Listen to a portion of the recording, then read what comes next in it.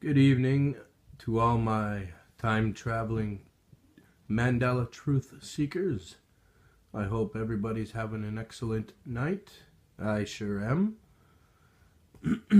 Today was nice out. Plus 13 down here in Canada. It was nice. But anyways, another Mandela history change has taken place within the TV program Timeless. Lucy still has not got her sister back yet because finding Garcia Flynn is proving to be monotonous, to say the least. And the team leader boss said that they'll help Lucy get her sister back once they stop Flynn. While Lucy's pissed because this episode, Flynn actually went back in time to save his half-brother.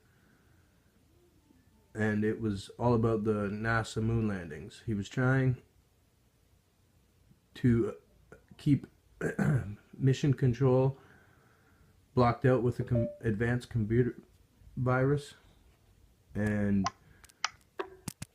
lo and behold, that computer virus was nothing they've seen. So they had this black genius mathematician lady help Rufus figure it out so they could eat the virus and maintain mission status so they can control the astronauts on the moon. Well, they thwarted that, so Buzz Aldrin and Neil Armstrong did not die, but history was changed. Garcia Flynn saved his half-brother, so now in present day, the timeline history to what we all know it to be has changed. So time traveling into the past is what is creating their Mandela memory changes. So I'm focused on the patterns of time traveling, which is creating the Mandela reality. And last night's video was about future time travelers coming back to our present day timeline and changing our everyday outcomes to change our future outcome so mankind could survive in the future. But with this TV show, they're time traveling from our present day into our past history, meddling with our past history to change our present day events. So the patterns are somewhat the same between the show Travelers and Timeless. It's just a difference of timelines. So Travelers, they're coming from the future back to our present day, and in Timeless, they're going from our present day into our past to change our present day memories.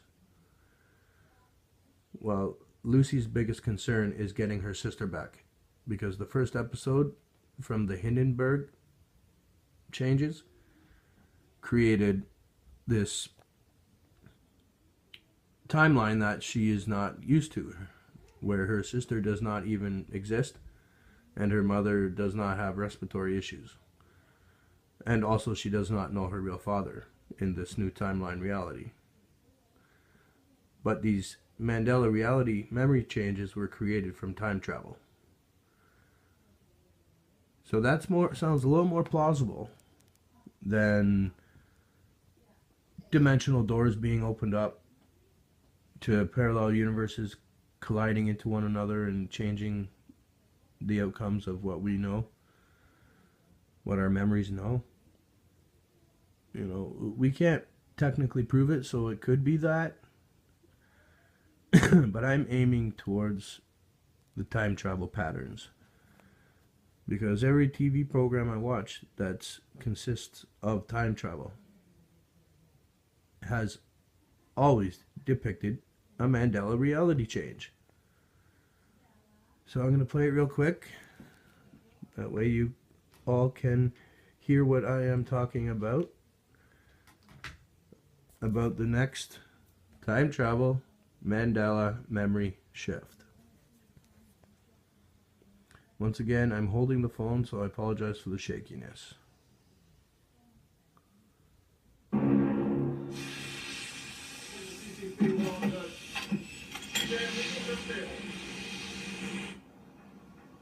The unredacted file on Garcia Flynn. Wait, you had this the whole time and you didn't show us? The boss would be pissed I'm showing it to you now, but you should have this information, so screw him. Maria was Flynn's mother. The kid Gabriel was his half-brother. When you met Maria, she was a widow with a son. 2 years later, she becomes an engineer for Lockman. She works overseas where she marries a man named Asher Flynn. They have a bouncing baby boy named Garcia. When Garcia eventually goes to work with the NSA, he says, and I quote, "My mother worked in national defense. Guess it runs in the family." So where's the kid now? Gabriel, alive and well, apparently living in Paris.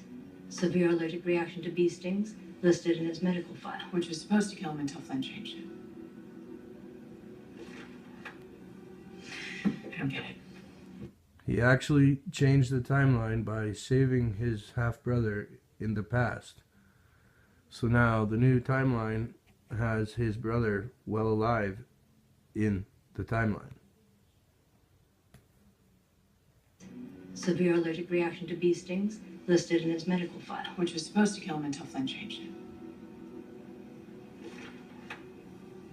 I don't get it. All you and I want to do is go back and save the people that we love, and Flynn, he just does it without hesitation. So why aren't we doing the same thing? Because stopping Flynn is still our top priority. But I gave you my terms. Lucy, I know we have a deal. The second Flynn is out of the picture, we will find a way to get you your sister back. They're going to have to go back to the original first episode timeline, which was back to the Hindenburg, the massive floating aircraft that went down. Basically hovercraft. That episode is what originally started the domino effect of Lucy's family becoming obsolete. Basically, her mother does not have respiratory issues, her sister does not exist anymore, and her father is not her father, whom she knows him to be.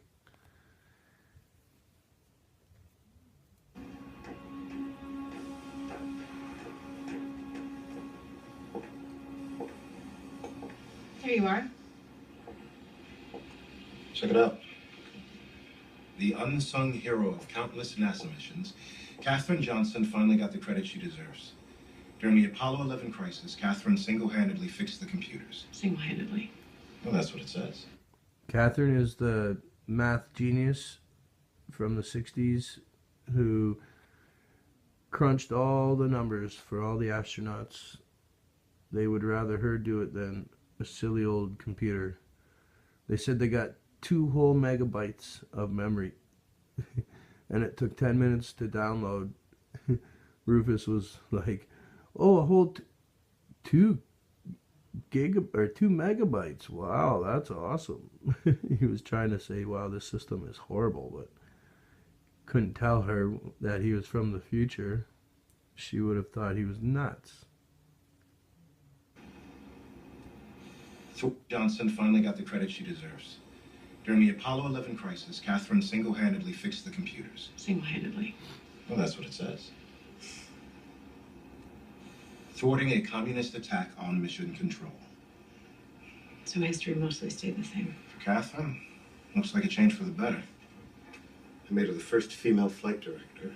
Even made a movie about her. Looks like things worked out okay. What about you? Are you okay? Yeah, fine. Rufus, with what happened earlier today, you didn't have a choice. It was self-defense. Yeah, I know. I'm fine. That's the problem. What do you mean? I killed a man and I feel fine. I really don't feel much of anything. If I do it again, probably shoot Anthony. Flynn wouldn't have a pilot, and we can go back to our normal lives. Whatever normal means, yeah. Yeah, whatever normal means, Lucy says. What is normal? What is really deemed normal anymore, really? Especially with all the conspiracies out there that are created every day. Better yet, how about this Mandela phenomenon that we all are desperately trying to figure out the result for the reason it's happening to all of us. I know myself, I'm trying my best to look outside the box and figure out a deeper meaning and understanding to what this really is and could be. You know, is it a massive psyop the cabal are actually doing? Changing logos and certain letters and words to see how we would react to it? But if that was the case, wouldn't they have to kidnap every person's Bible around the world, change the lettering, and break back into your home and replace the book back on your shelf? Or find it buried in a box in your garage where you don't even know where it is? Like, it's almost impossible. It would be impossible for them to do that. So I can't see it being quite the psyop people are saying it is, or misremembrance of memories, when there's thousands, if not millions, of people whom have that same memory. So we won't let them think we are crazy, because we are not crazy. This phenomenon is real, but we need to figure it out. So yeah, I'm still focusing on the time travel patterns, whether it be in future time travelers or present day time travelers. Either way, they're meddling with the history outcomes, which in turn creates a domino effect of Mandela reality changes to our memories. So yeah, anyways, subscribe, like, share, tell me what you all think. I love you all very deeply. Keep truth seeking, use your best discernment, and remember, do something nice for somebody every day, because Lord knows we need the good karma, and it feels great. And not only does it feel great, that person might be down on their luck that day, and it just so happens that you helped them out and you made them feel like $1 million. Whether it's paying a $2 store charge, or paying a $10 gas fee, or giving up your parking spot throughout these crazy holidays, whatever the case may be, do it for someone. Because we all need help once in a while, whether we know it or not. Alright, keep truth seeking. I love you all, everybody. Have a good night.